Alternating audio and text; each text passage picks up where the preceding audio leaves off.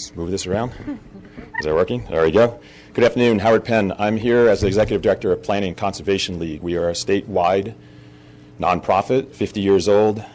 We were one of the original organizations that helped write CEQA.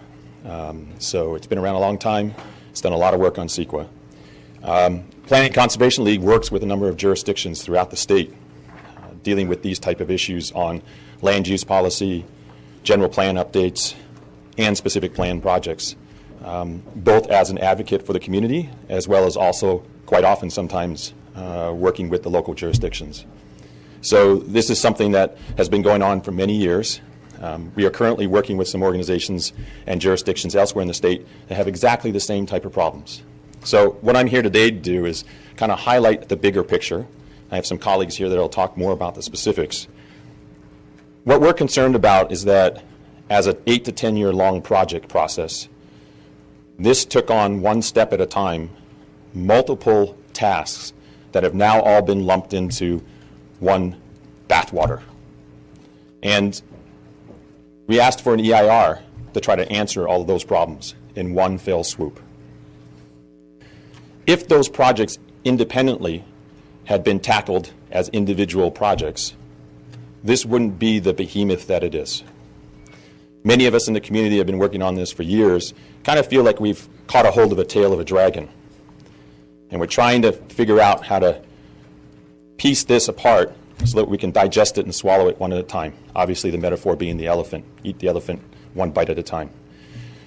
Lumping this all into one big, huge behemoth EIR doesn't work.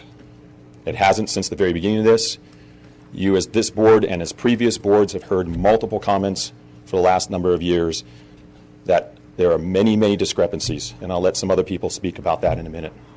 So that's our major concern.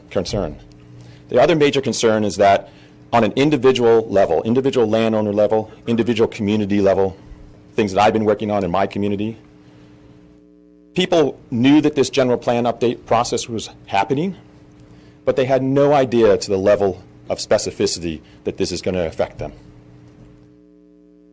Supervisor Fenton mentioned earlier, if you do a general plan, if you do a zoning amendment, if you go in to get your parcel rezoned, all of your neighbors get notified.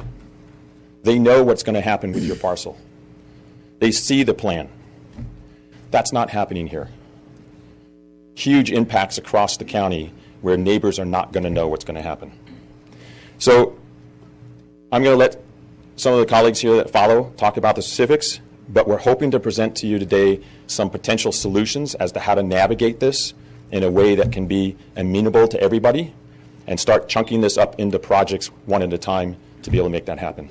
Thanks for your time. Thank you, Howard.